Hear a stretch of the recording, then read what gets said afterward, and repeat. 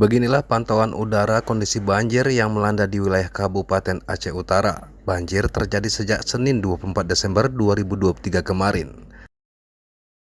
Setelah hujan lebat seharian membuat debit air sungai di daerah tersebut meluap hingga meluas ke pemukiman penduduk.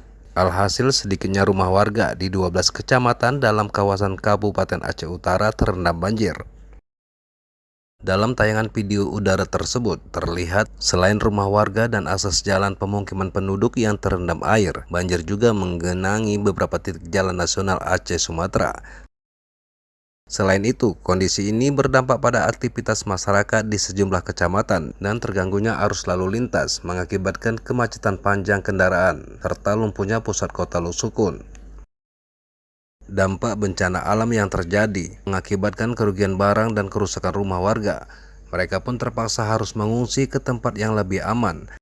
Diperkirakan ketinggian air rata-rata mencapai 80 sampai dengan 2 meter di kawasan tersebut.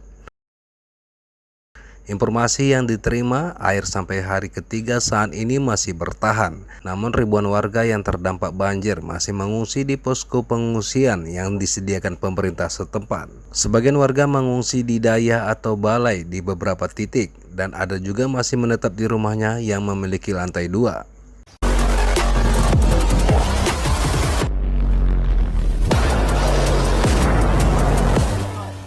Ikuti terus perkembangan informasi selanjutnya, tetap semangat dan selalu bersyukur, serta jangan lupa untuk bahagia.